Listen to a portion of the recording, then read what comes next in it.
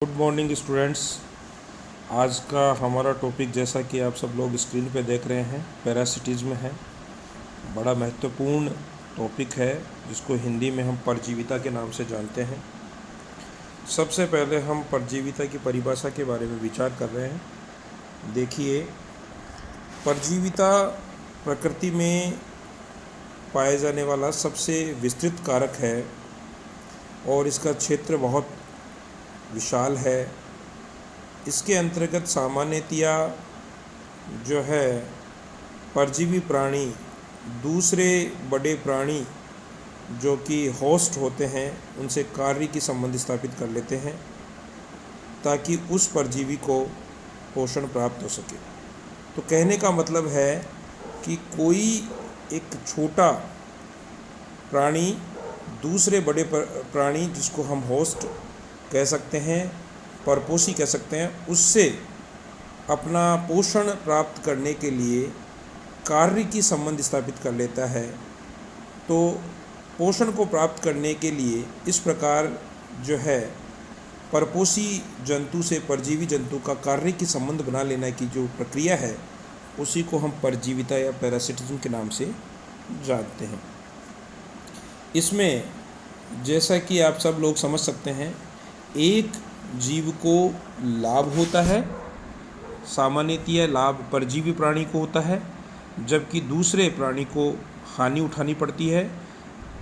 ऐसा हानि उठाने का काम परपोषी प्राणी करता है, होस्ट प्राणी करता है। लेकिन परजीवी और परपोषी प्राणी के बीच में जो संबंध होता है, इसमें परजीवी अपने होस्ट को बहुत ज़्यादा नुकसान नहीं पहुंचाता है, केवल उतना ही नुकसान पहुंचाता है जिससे वो पोषण प्राप्त कर सके। तो इसमें परपोषी प्राणी को एक साथ किसी प्रकार की विशेष हानि न होकर धीरे धीरे हानि होती है, जिससे उसके जीवन को जो है बहुत ज़्यादा खतरा नहीं होता। सामान्यतया तुरंत मृत्यु नहीं होती, बल्कि लंबे समय तक वो जो है परपोषी प्राणी से परजीवी प्राणी अपना पोषण प्राप्त करता रहता है। तो इस प्रकार लाभकारी सदस्य जो है वो परजीवी होता है एवं हानि उठाने वाला जो प्राणी है वो परपोषी या होस्ट कहलाता है। जंतुओं पर जंतु, पौधों पर पौधे, जंतुओं पर पौधे और पौधों पर जंतु परजीवी के रूप में हो सकते हैं। कई बार प्रकृति में हमें ऐसी स्थिति भी देखने को मिलती है जिसमें परजीवी के ऊपर भी परजीवी रहता है। ऐसी स्थिति को हम अति परजीवी कहते हैं, अति परजीविता कहलाती है। अति परजीविता के भी बहुत सारे उदाहरण प्रकृति में देखने को मिलते हैं।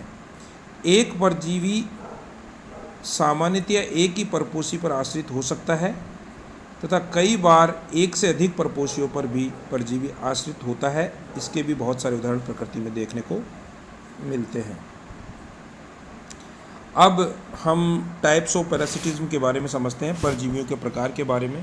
सबसे पहला परजीवी है स्थायी परजीवी, परमानेंट पैरासाइट्स। जैसा कि आप समझ रहे हैं, ऐसे प्राणी जो अपना संपूर्ण जीवन जो है परजीवी के रूप में बिताते हैं, उन्हें हम स्थायी परजीवी या परमानेंट पैरासाइट्स कहते हैं। इसके एग्जाम्पल्स देखिए, एस्केरिस है, फीताकर्मी यानी टीनिया सोलियम आदि हैं।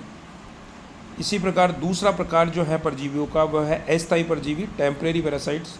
कुछ प्राणी ऐसे होते हैं जो अपने जीवन काल का कुछ भाग परजीवी के रूप में व्यतीत करते हैं और बाकी भाग वो स्वतंत्र रूप से व्यतीत करते हैं। तो ऐसे प्राणी जो अपने जीवन चक्र का केवल कुछ भाग ही परजीवी के रूप में व्यतीत करते हैं, उन्हें हम अस्थायी परजीवी कहते हैं। इसका उदाहरण है स्वच्छ जलीय जो सीपी होती है, यूनियो, उसका जो ग्लोकीडियम लार्वा होता है, वो इस प्रकार का अस्थायी परजीवन जीवन चक्र की अवस्था में व्यतीत करता है।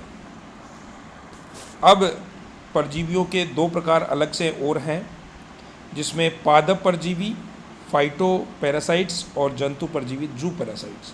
पादप परजीवी पौधों पर जंतुओं के परजीवी के रूप में जीवन जीने को पादप परजीविता एवं जंतु को परजीवी कहा जाता है। देखिए, सीधी सी बात है, पादप परजीवी मतलब ऐसे प्राणी जो पादपों पर परजीवी के रूप में अपना जीवन यापन करते हैं। उदाहरणार्थ राइनोसिरोस बीटल जो है वो नारियल का परजीवी है और इस प्रकार पादप परजीवी का एक श्रेष्ठ उदाहरण है। जंतु परजीवी ऐसे परजीवी या ऐसे प्राणी जो किसी दूसरे जंतु पर परजीवी के रूप में रहते हैं और इसका उदाहरण है एस्केरिस, क्योंकि चूंकि एस्केरिस जो है वो मानव आंत का परजीवी है, तो एक जंतु या प्राणी दूसरे जंतु या प्राणी पर परजीवी के रूप में अपना जीवन यापन व्यतीत करता है। और परजीवियों को फिर हम दो भागों में और भी बांट सकते हैं, बाह्य परजीवी एक्टोपैरासाइट और अंतः परजीवी एंडोपैरासाइट। बाह्य परजीवी, जब परजीवी जंतु जो होता है दूसरे जंतु के बाहरी आवरण या फिर बाहर की ओर जो त्वचा है उसके ऊपर रहकर उसके माध्यम से, बाहरी आवरण या त्वचा के माध्यम से अपना पोषण प्राप्त करते हैं और अपना जीवन निर्वाह करते हैं, उन्हें हम बाह्य परजीवी कहते हैं। इसके बहुत अच्छे उदाहरण बात करें हम, खटमल हैं, जूं हैं, मानव के बालों में पाई जाने वाली जूं, खटमल, जोंक आदि हैं, लीच वगैरह। अंतः परजीवी की बात करें एंडोपैरासाइट, इस प्रकार के जो परजीवी होते हैं वो परपोषी या होस्ट के शरीर में रक्त या फिर अन्य अंगों में रहकर उनसे अपना पोषण प्राप्त करते हैं। अंतः परजीवी के कुछ मुख्य उदाहरण हैं टीनिया सोलियम, फीताकृमि, लीवर फ्लुक और एस्केरिस आदि हैं। अंतः कोशिकीय परजीवी इंट्रासेल्युलर पैरासाइट, इस वर्ग में वे परजीवी आते हैं जो परपोषी जो होस्ट होता है उसकी कोशिकाओं के अंदर रहते हैं, सेल्स में रहते हैं। कोशिकाओं में रहकर ये प्राणी भोजन प्राप्त करते हैं, अतः अंतः कोशिकीय परजीवी कहलाते हैं। इसके उदाहरण हैं ट्रिपेनोसोमा, प्लाज्मोडियम आदि।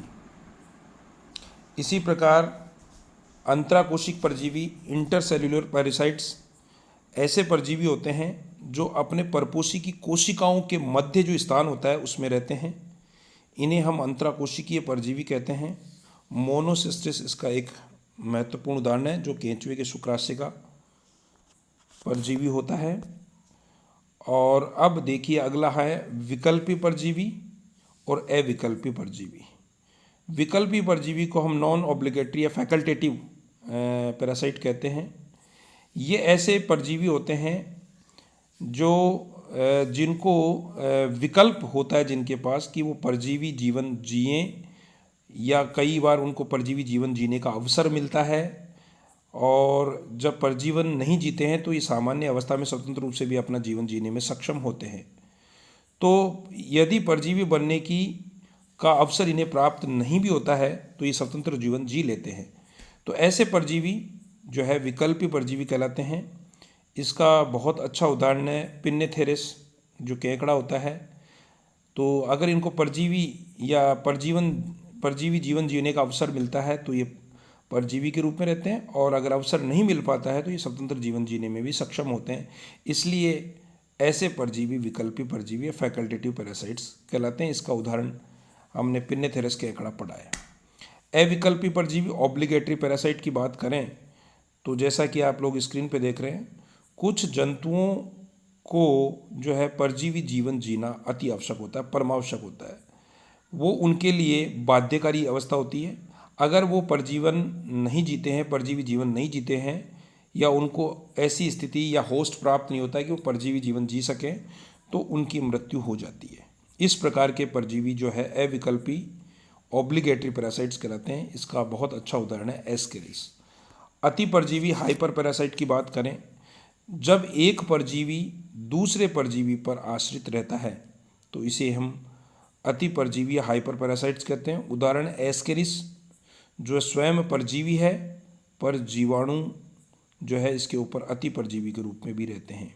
इस प्रकार नोसेमा नोटोबिलिस जो है एक अति परजीवी के रूप में है, जो स्पिरोस्पोरा पोलीमोर्फा नामक मिक्सोस्पोरिडियम पर आश्रित रहता है, जो स्वयं भी एक टोड मछली जो होती है उसके मूत्राशय में निवास करने वाला परजीवी होता है। उसके बाद में देखिए कुछ परजीवी अनुकूलताओं का अध्ययन हम इस वीडियो में कर रहे हैं, शेष हम आगे करेंगे। तो सबसे पहली परजीवी जो अनुकूलताएं हैं वो है, आपको मालूम है प्रत्येक जो है परजीवी जो है उसको जीवन जीने के लिए बहुत सारी अनुकूलताओं की आवश्यकता होती है, और बिना इन अनुकूलताओं के परजीवी अपना जीवन जीने में अक्षम होता है। इसलिए जीवों के लगभग सभी लक्षण ही अनुकूलताओं के परिणाम स्वरूप ही उत्पन्न हुए हैं। इसलिए प्रसिद्ध जैविक विद स्पेंसर जो है वैज्ञानिक, उन्होंने कहा है कि अनुकूलनता बाह्य संबंधों में सतत समंजन के स्वरूप है। सभी प्राणी अनुकूलित होते हैं, किंतु इन तथ्यों को परजीवियों के परिप्रेक्ष्य में अध्ययन किए जाने पर इन्हें परजीवी अनुकूलन कहा जाता है। वातावरण में प्राणी का व्यवस्थित या उपयुक्त होना अथवा आपको वातावरण में ढाल देना भी अनुकूलित होना कहा जाता है। परजीवी भी जहाँ रहते हैं स्वयं को उस वातावरण में रहने के अनुकूल बना लेते हैं। परजीवियों में निम्नांकित अनुकूलताएं देखने को मिलती हैं। सबसे पहली परजीवी अनुकूलता की हम बात करें तो मोटा क्यूटिकल, थिक क्यूटिकल, ये बड़ा महत्वपूर्ण जो है अनुकूलता है परजीवियों की। समस्त परजीवी जो है उनका जो बाह्य आवरण है वो इस प्रकार का होता है जिससे उन्हें परजीवी जीवन जीने में किसी प्रकार की कोई कठिनाई नहीं होती। सामान्यतया यह बाह्य आवरण मोटा क्यूटिकल होता है जो कि बहुत ही कठोर होता है। एक अविलेय प्रोटीन से निर्मित होता है। यह प्रोटीन परपोषी के पाचक जो रस होते हैं उनसे भी इसको सुरक्षा प्रदान करती है। चूँकि अधिकांश जो है परजीवी है अंतः परजीवी के रूप में रहते हैं, और अंतः परजीवी में भी यह जो है सामान्यतया जो है परपोषी के आहारनाल में रहते हैं, और आहारनाल में विभिन्न पाचक रस पाए जाते हैं। इन परपोषी के आहारनाल के विभिन्न पाचक रसों से बचने के लिए इनके शरीर के ऊपर एक मोटा कठोर आवरण पाया जाता है जो कि क्यूटिकल का बना होता है, जो इनकी परपोषियों के जो है पाचक रसों से उनकी रक्षा करता है। दूसरा है संलग्नक अंगों का विकास, development of absence of organs में बात करें।